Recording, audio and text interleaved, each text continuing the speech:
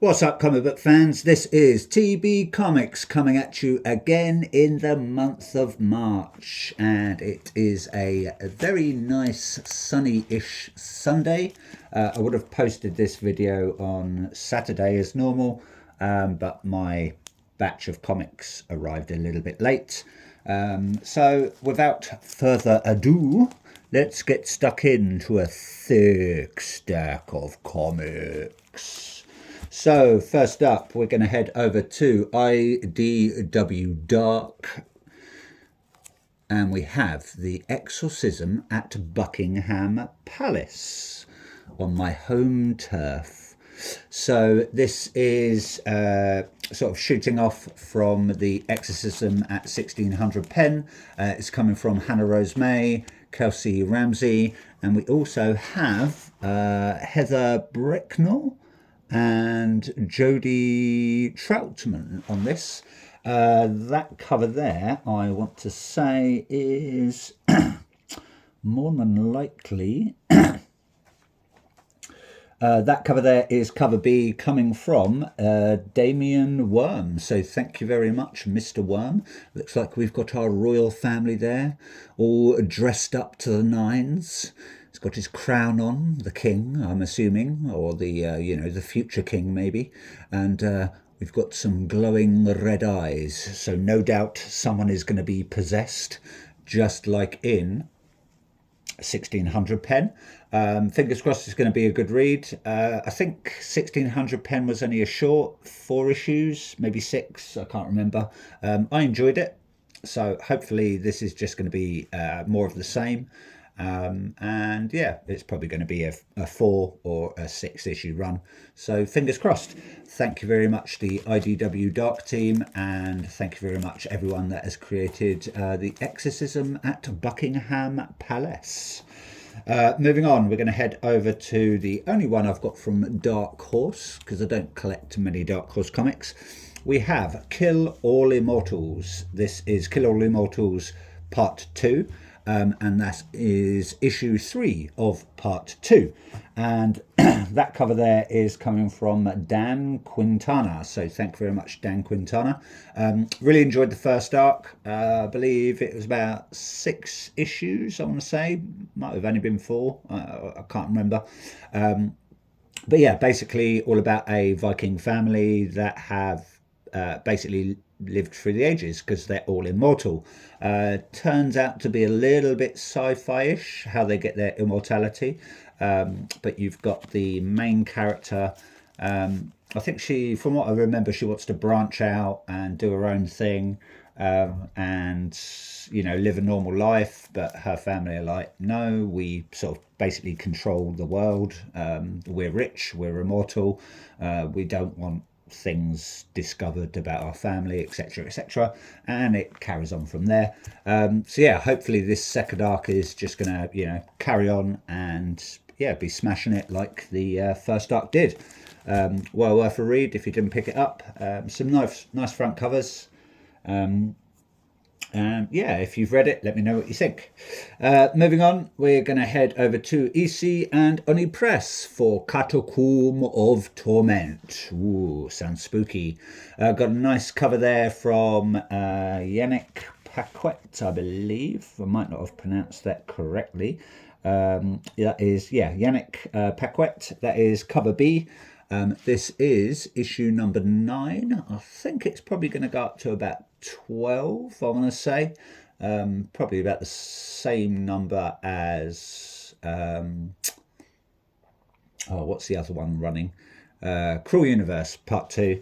And we also had Epitaphs from the Abyss, which went up to about 11 or 12 as well, which are awesome reads. And there's loads of one shots as well to keep you tied over if you haven't been reading these ones. It's again jolting tales of tension in the EC tradition.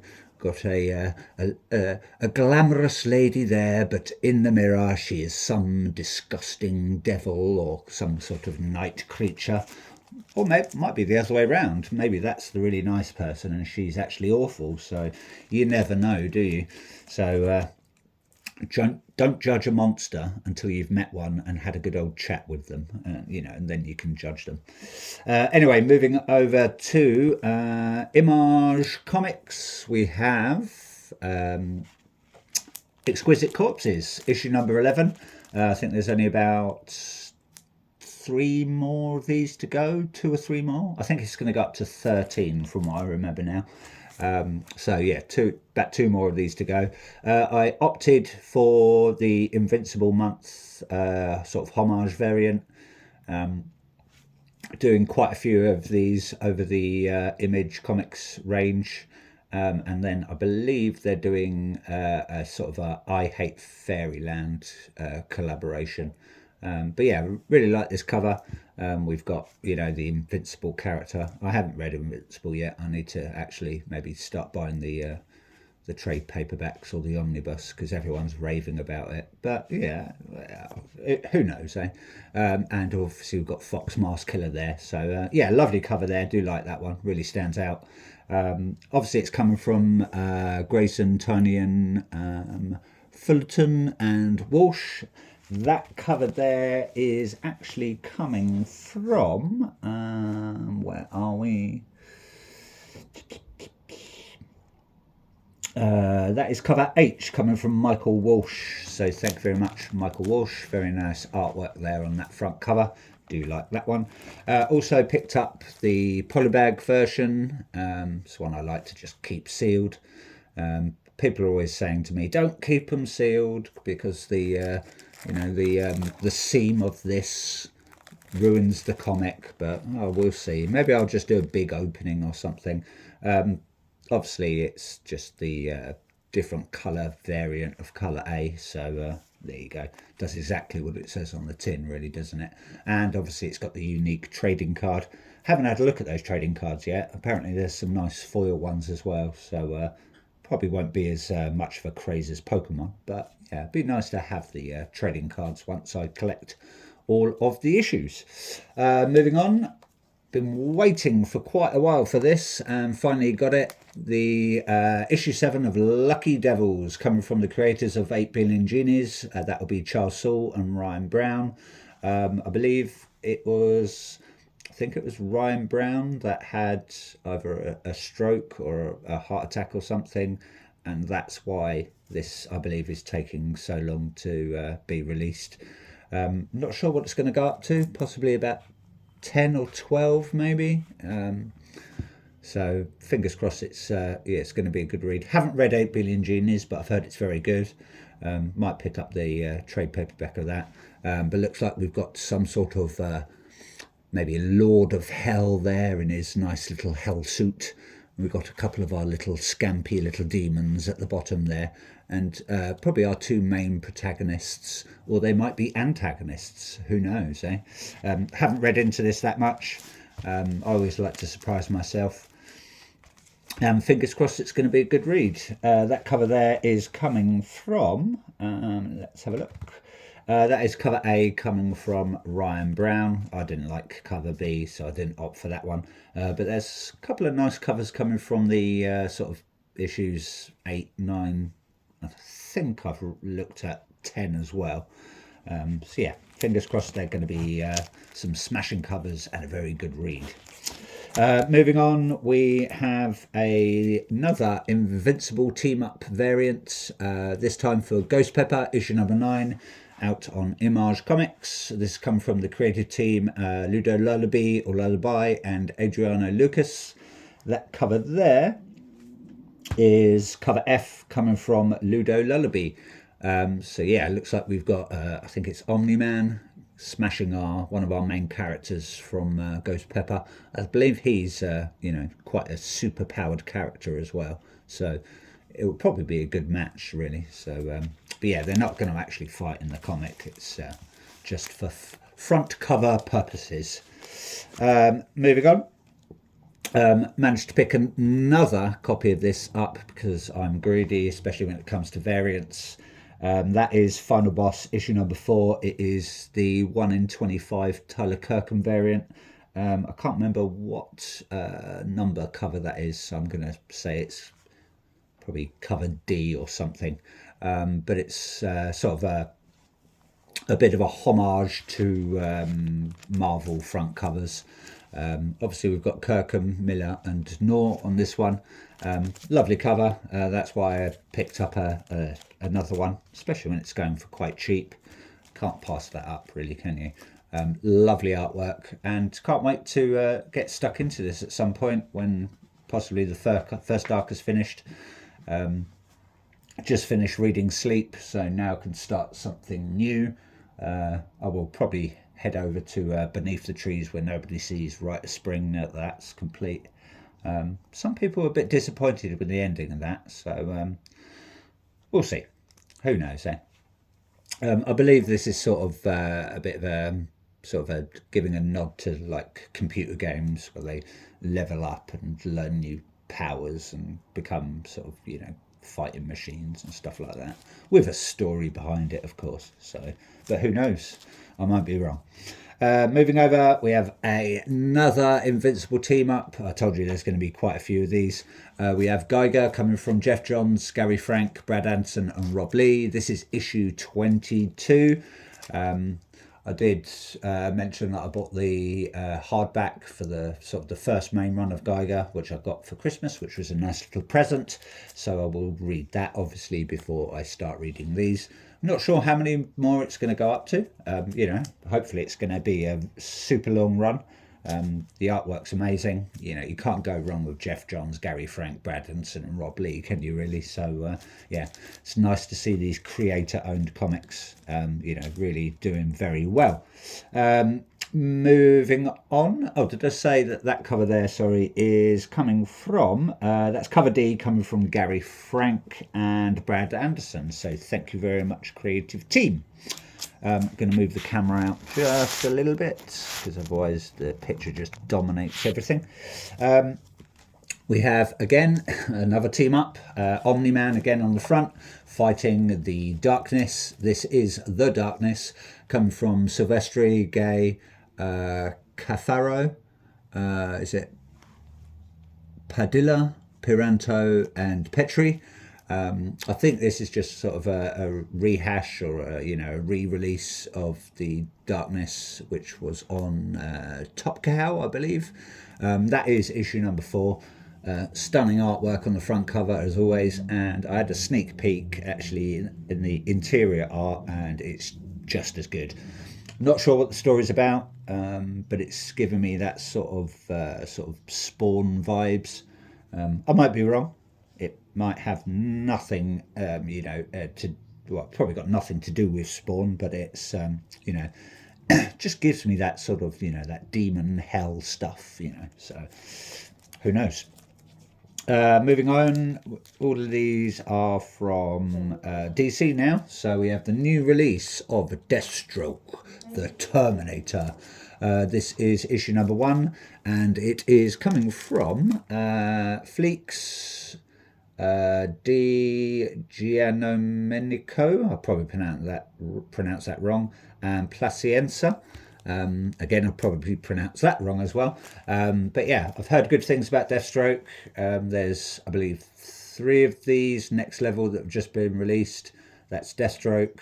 I think it was Batgirl or Batwoman, and Lobo. I heard good things about all 3. People are saying that Batwoman is one of the best ones out of the 3, but time will tell. Never read anything about Deathstroke apart from when I've seen him appear in other DC comics. So yeah, it might be a good read. I believe he's actually the brother of Deadpool, or the unofficial or possibly official brother. I don't know if it's canon or not. But yeah, he's Wade Wilson, so I might be wrong. I might have read something incorrectly. But yeah, fingers crossed it'll be a good read. And that cover there is cover A, obviously, and that is coming from Carmine Di Giandomenico. So thank you very much, creative team. I believe we're gonna have Zatanna, and I think Firestorm coming out, having their own sort of standalone comics, and there was someone else. that I believe was going to get released on this sort of next level sort of label. No, my memory doesn't serve me well, so I might remember at some point. Finally got a undamaged version of End of Life issue 1. That is the new release on the Vertigo label. It is cover F, coming from Gerard Parrell, and it is the very nice foil variant. Ordered 2 copies in the past and they just came with dents and creases, and I'm not having that, so I sent them back. And the lovely guys and girls at Forbidden Planet do always hook me up with a undamaged copy, so that's very nice of them. So big shout out to Forbidden Planet. Moving on, we have Absolute Flash, issue number 13. A new story starts here apparently, so yeah, don't know how many more this is going to go up to. It's doing quite well so far, obviously being up to issue 13. This is coming from Lemire, Haining and Lucas, so thank you very much, creative team. And that cover there will be cover A, and that is coming from Nick Robles, so thank you very much, creative team. Looks like we've got our, I don't know if it's Wally West or Barry Allen, I can't remember now. I think it's Barry Allen. Looks like he's a bit upset and he's making a phone call. You know, he's actually taken a rest and taken his trainers off. You know, I bet those feet do get quite cheesy. You have to have some super air-cooled trainers, wouldn't he, really, to not get cheesy feet with all of that running he does. Moving on. Again, as I mentioned, part of the next level from DC, we have Lobo, issue number 1. This is coming from Scotty Young. We've got Corona on it. I believe that would be George Corona, and Bolio. I'm not sure who Bolio is, but thank you very much, creative team. Love Scotty Young's work. Very, very unique artist. You can always tell his artwork. And that cover there is coming from, where are we? That's coming from George Corona, cover A. So thank you very much, George Corona. Very, very nice indeed. Lovely detailed artwork there. Picked up the very nice Eon variant for Lobo issue 1. I believe Kyung Eom, I believe it's pronounced, and that is cover C. Stunning artist, Eom is. Lovely, lovely cover there. I have ordered the his cover for Deathstroke as well. I'm going to assume Eom is a male, but you know, you get told off sometimes. This is coming from, again, Young, Corona and Bolio. But yeah, smashing cover. Love the Pitbull there. Looking very menacing. And then last and least for today is the very nice foil version of Lobo issue 1, coming from one of my favourite artists, which is Lee Bermejo. You just can't go wrong with Lee's artwork at all. It's just something about his artwork. Him and Francesco Mattina, yeah, they just smash it. Absolutely smash it. That cover there is cover E, and yeah, does exactly what it says on the tin. So that's it from me. Hope you liked what you saw. Please like, please subscribe. Let me know what you're reading. Always open to comments. And yeah, have a very, very nice weekend and keep comic book collecting, comic book fans. Ta-ta for now.